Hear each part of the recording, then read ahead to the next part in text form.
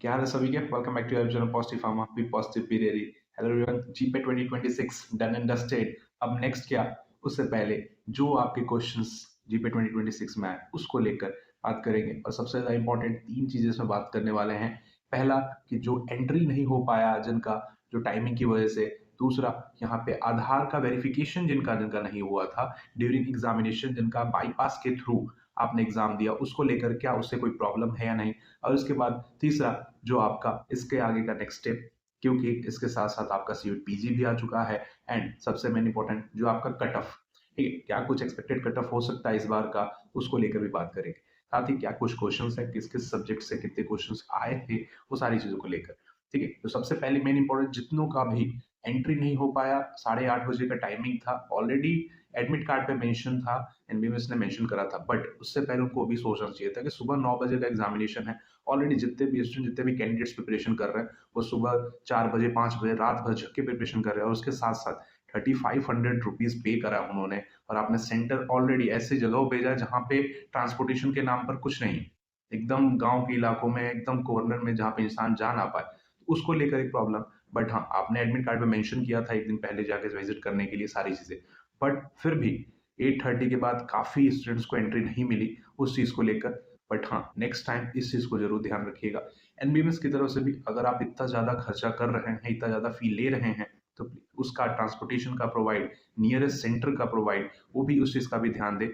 बाकी दूसरी चीज अगर बात करें, जिनका आधार, जो वेरिफिकेशन ड्यूरिंग एग्जामिनेशन नहीं हो पाया था, उसको लेकर बाईपास के थ्रू एग्जामिनेशन हुआ, तो उससे कोई प्रॉब्लम नहीं है, आपके रिजल्ट में भी कोई प्रॉब्लम नहीं आएगा, और फर्दर भी उससे कोई प्रॉब्लम नहीं आएगा। बट हाँ, नेक्स्ट टाइम जब भी एग्जामिनेशन देने से पहले, क्योंकि सीयूट पीजी अभी होने वाला है 16 मार्च को, उसका भी एडमिट कार्ड आ चुका है। उसके साथ साथ आरआरबी का एग्जामिनेशन, या फिर जितने भी एग्जामिनेशन साथ में नाइट पर भी देंगे, उससे पहले अपना ऐप से एम आधार ऐप आता है, उसके थ्रू जाकर अपना बायोमेट्रिक जो है वहां से अनलॉक कर दीजिएगा। तब जाके आपका आधार वेरिफिकेशन जब भी एग्जामिनेशन होगा वहां पे आप दे देंगे। कैसे अनलॉक करता है, अगर वो चीजें होगा उसकी वीडियो भी अपलोड कर दें। बट अब इसके साथ साथ कट ऑफ और एग्जामिनेशन में क्या कुछ आया था, यहाँ पे अगर चीजें देखें हमने, तो सब्जेक्ट बाई क्वेश्चन की अगर चीजें बात करें, तो ऑलमोस्ट 34-35 क्वेश्चन फार्माकोलॉजी उसके सब्जेक्ट से रिलेटेड है। 39 क्वेश्चन आपके स्टैटिस्टिक्स, बायोटेक, इंजीनियरिंग उससे आपके आए थे। ऑलमोस्ट 30 क्वेश्चन आपके कैम से देखने को मिला। जूरिस एंड अदर सब्जेक्ट से 13, और सबसे कम ऑलमोस्ट 8-9 क्वेश्चन आपके फार्माकोग्नोसिस देखने को मिला। तो एनबीएमएस अपने पैटर्न से तो वैसे भी नहीं चलता है, तो उसका बात ही अलग। ठीक है, तो इस बार का कोर फार्माकोलॉजी और स्टैटिस्टिक्स देखने को मिला।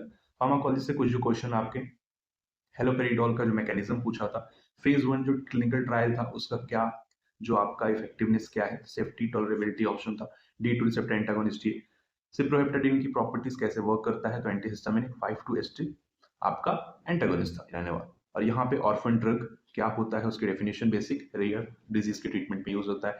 डेप्सन के एडवर्स इफेक्ट, हेमोलिटिक एनीमिया आपका कहता है। और साथ ही पीएसवीटी ट्रीटमेंट के लिए आपका क्या ड्रग ऑफ चॉइस था, यहाँ पे एडोसिन 4। ठीक है, आईवी एडिसन देना जाता है। और भी कुछ जो थे, उसके साथ साथ आपका रैपिड एक्टिंग इंसुलिन पूछा गया था, लिस्ट्रोएस्पार्टेड, ये आपका ग्लिसिन आपका था ऑप्शन के अंदर। एक कार्बोस क्लास, कौन से क्लास की ड्रग थी, तो अल्फा ग्लूकोसिडेज इनहिबिटर। साथ ही साइक्लोफॉस्फामाइड टॉक्सिसिटी एंटीडॉट्स क्या था, तो आपका मेसना प्रिवेंट हेमोरेजिक सिस्टेस्टे। ठीक है, साथ ही टायरेंटेरिन मैकेनिज्म क्या था, तो renal epithelium sodium channel blocker की तरह काम करता है। क्लोनाजेपिन मेजर कॉम्प्लिकेशन क्या कर सकता है, तो आपका एग्रेनोसाइटोसिस, जिसका ऑप्शन में शायद ब्लड डिस्कैरेसिस था। ठीक है, साथ ही यूटेरिन रिलैक्सेंट, जो टोकोलाइटिक्स आपको कौन से उसमें थे, टोकोलाइटिक्स का एग्जांपल शायद आइसोसक्सिप्रिन वगैरह का भी पूछा था, तो वो पूछा था कौन सी क्लास की ड्रग्स हैं। ठीक है, रिट्रोडिन बीटा 2 एटागोनिस्ट, ऐसा क्वेश्चन भी था। साथ ही अगर प्रोग्नोसिस देखने को मिले, यहाँ पे स्ट्रक्चर दिया हुआ था ऑलरेडी आपके पेपर के अंदर, उसका क्लासिफिकेशन, क्लास कौन सा है, वो द ट्राइटरपेनॉइड आपका क्लास था वो। साथ ही जो आपका test on base of fluorescence, बोरेस्टेक्स जो आपका था, बोरेस्टेक्स, और ये क्वेश्चन आपका जहां तक है इसमें एक्स्ट्रा मार्क्स भी मिलेगा। ठीक है, ये ड्रॉप हो सकता है question. Technique for herbal medicine profile, HPTLC fingerprint profiling करा जाता है। Exception to constant leaf value, तो स्टेमेटल नंबर जो आपका रहता है विद एज, वो आपका कांस्टेंट रहता है। साथ ही यहाँ पे कैफीन का पूछा गया था कि एल्कोलॉइड टेस्ट वो क्यों नहीं परफॉर्म हो पाता उससे, जनरल एल्कोलॉइड टेस्ट, तो आपका वो प्यूरिन डेरिवेटिव है उसकी वजह से। वहीं पे फाइटो आपका फार्मा केमिस्ट्री, जो आपका ऑर्गेनिक और इनऑर्गेनिक केमिस्ट्री के साथ ही बात करें, तो साथ ही यहाँ पे जो आपका मोस्ट स्ट्रेंथ साइक्लो एल्केन का जो स्ट्रक्चर, साइक्लोप्रोपेन यहाँ पर, और यहाँ पे बेंजीन को रिएक्ट करते हैं V2O5 के साथ, ऑक्सीडाइज करते हैं, तो क्या आपका प्रोडक्ट था, तो mainly anhydride. Most stable ethane का कंफर्मेशन पूछा गया था, स्टैगर्ड। और यहाँ पर आप देख सकते हैं मोस्ट एसिडिक कार्बोक्सिलिक एसिड, बहुत सारे ऑप्शन थे वहाँ पे, तो फॉर्मिक एसिड आपका करेक्ट आंसर वहाँ पे रहने वाला था। मोस्ट रिएक्टिव इलेक्ट्रोफिलिक सब्स्टिट्यूशन तो पाइरोल। साथ ही लिमिट टेस्ट ऑफ आर्सेनिक का जो आपका गैजेट अपरेटस जो यूज होता है उसका इंटरनल डायामीटर पूछा था, तो वो आपका 6.5 mm रहने वाला था। ठीक है, और यहाँ पे अगर बात करें साथ ही तो क्विनीन का एब्सोल्यूट कॉन्फ़िगरेशन पूछा था 8s9r जो आपके, ठीक है। नैलिक्सिलिक एसिड का रिंग था, न्यूक्लियस किसका था, तो नेप्थीरिडीन। और साथ ही ऑक्सीटेट्रासाइक्लिन का जो एसिमेट्रिक सेंटर था वो आपके कितने उसमें पहुंचे, तो 6 इज कंपेयर टू टेट्रासाइक्लिन। ठीक है, और यहाँ पे इंडिकेटर था मैग्नीशियम कैल्शियम कॉम्प्लेक्सोमेट्री में, तो आपका एरियोक्रोम ब्लैक टी यूज होता है, principle of nephelometry, intensity scattered light. और साथ ही साइक्लोवीर का एक्टिव फॉर्म जो आपका वाया थाइमिडिन काइनेज, रिएक्शन दिया हुआ था, साइक्लोवीर का स्ट्रक्चर दिया हुआ था आपका, और रिएक्शन में आपका पूछा था कि जो आपका एक्टिव फॉर्म क्या था। ठीक है, उसके साथ साथ अगर बात करें यहाँ पे तो स्प्रेंगली सोल्यूबल क्या था, 1 part of solid in 30 to 100 parts. साथ ही जो आई ड्रॉप्स में कॉमन बफर जो यूज होता है फॉस्फेट बफर, जिसका पीएच 8.2 तक रहता है। केमिकल पेनिट्रेशन एनहांसर क्या चाहिए, तो आपका डेम्सो जो आपका रहने वाला है। मिथाइल ब्लू क्यों यूज होता है एम्प्यूल सीलिंग के अंदर, तो आपका एम्प्यूल लीक टेस्ट के लिए यूज किया जाता है। लेमिनार एयर फ्लो का क्लास एरिया कैबिनेट एरिया क्या था, तो क्लास 100 के लिए लेमिनार एयर फ्लो में आपका यूज होता है। प्लेटियम द सरफेस टेंशन रिडक्शन आपका सीएमसी बताता है वहां पे चीजों को साथ। वहीं अगर बायोफार्मास्यूटिक्स और स्टैटिक्स से जो क्वेश्चंस आपके, तो इक्विलिब्रियम डिस्टिलेशन को क्या और क्या है, तो फ्लैश डिस्टिलेशन। साथ ही किक्स लॉग आपका किससे रिलेटेड, साइज रिडक्शन रेशियो के साथ। इक्वेशन फॉर परमिलिटी जो आप फिल्टर थ्योरी अगर कुछ था यहाँ पे, डार्सी इक्वेशन से रिलेटेड क्वेश्चन था। Wagner Nelson method determination, absorption rate constant था। साथ ही रिन्यू क्लियरेंस का फॉर्मूला पूछा था, तो ईआर बाई आपके प्लाज्मा कॉन्सेंट्रेशन, रिनल क्लियरेंस का formula ER by plasma concentration देखने को आपका जो फॉर्मूला रहने वाला था। फाइटोसोम का बायोबिलिटी इंप्रूव किसके थ्रू, तो यहाँ पे कॉम्प्लेसेशन विद फॉस्फोलिपिड के साथ आपका इंप्रूव कर सकते हैं। साथ ही जो से आपका क्वेश्चन पूछा गया था स्केड्यूल ई का क्वेश्चन था, ठीक है, जो आपका पॉइजन एक्ट वगैरह के ऊपर था।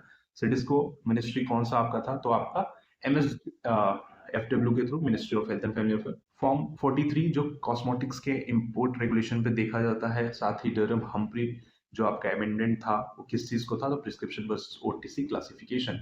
आईसीएस गाइडलाइन के ऊपर S5 का जो आपका क्लास था, जो कि टॉक्सिकोलॉजी रिप्रोडक्टिव टॉक्सिकोलॉजी के लिए था। साथ ही अगर बात करें यहाँ पे और भी क्वेश्चन जो आपके, माइक्रोब जो यूज किया जाता है विटामिन B12 के लिए, ऐसे के लिए तो आपका लैग लेशमियानी था।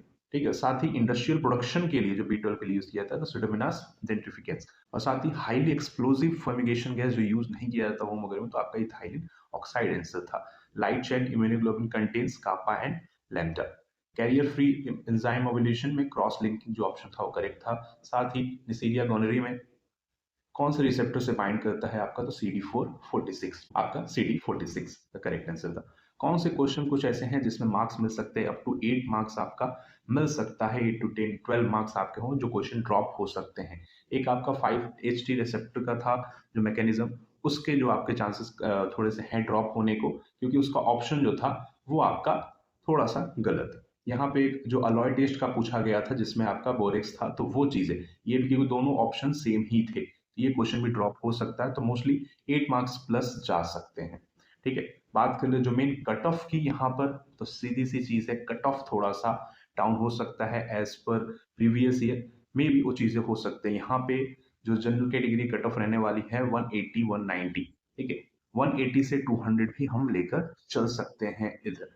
ठीक, ईडब्ल्यूएस कैटेगरी के लिए 150 to 165 170 प्लस माइनस 10 का एक आपका जो रेशियो, एक आपका विंडो लेके चला जा सकता है। ओबीसी कैटेगरी की बात करें तो 150 60 165 तक ओबीसी के जा सकता है। वहीं एससी 110 125 120 तक देखने को मिल सकता है। साथ ही एसटी कैटेगरी की अगर बात करें तो 70 to 85 तक जा सकता है। ये आपका प्लस माइनस 10 का जो आप विंडो लेके जा सकते हैं। तो 180 200 210 जनरल कैटेगरी ज्यादा जाएगा नहीं मोस्ट ऑफ, थोड़ा सा पेपर का जो लेवल था पिछले साल थोड़ा सा टफ था, उस अकॉर्डिंग में भी उतना नहीं जाना चाहिए। तो इसी रेंज में आपका 180 200 के रेंज में देखने को मिल सकता है। लेकिन तो कट ऑफ ये आपका कुछ रहने वाले हैं इस साल के लिए, में भी प्लस माइनस हो जा सकता है। साथ ही चीजें जो आगे बात करें तो सिंपल चीज है, आपका सीयूट आ रहा है, आरआरबी आ रहा है, और उसके बाद आपका नाइपर की प्रिपरेशन देखने को मिलेगा, नाइपर भी आपका बहुत चांसेस है कुछ दिन में नोटिफिकेशन देखने को मिल जाएगा। जो आपके आंसर की है, जो एनबीएमएस रिलीज करता है, मोस्टली आपके 10 टू 15 मार्च के बीच में आपका जो सेकंड थर्ड वीक में देखने को मिल जाएगा आंसर की भी, तो उससे एक आइडिया लग जाएगा क्या कुछ मार्क आ सकते हैं। बट अभी प्रिपरेशन जीपेट के साथ साथ अब हो चुका है, सीयूट की पीजी बहुत ज़्यादा ज़रूरी है देना, क्योंकि कई यूनिवर्सिटीज़ कई कॉलेजेस में अगर आपके पास पीजी सीयूट पीजी रहता है, आपके पास जीपेट रहता है, तो प्रेफरेंस ज़्यादा मिलता है ऐसे कैंडिडेट्स को मास्टर्स के एडमिशन्स के लिए। ठीक है, और साथ ही नाइपर की प्रिपरेशन जारी रखिए। 180 प्लस जिसका भी आता है वो नाइपर के लिए बिल्कुल जाए। ठीक है, क्वालिफिकेशन बिल्कुल बहुत चांसेस है। ठीक है, बाकी तैयारी करिए, और जिनका इस बार नहीं हो पाया, जिनका इस बार नहीं दे पाए एग्जाम, वो तैयारी जारी रखिए, कुछ ना कुछ बेटर जरूर होगा। Everything happen for a reason, for a good reason. तो प्रिपरेशन जारी रखिए, and you watching positive pharma. कोई दिक्कत परेशानी कनेक्ट कर सकते हैं, ज्वाइन कर सकते हैं। Have a good day.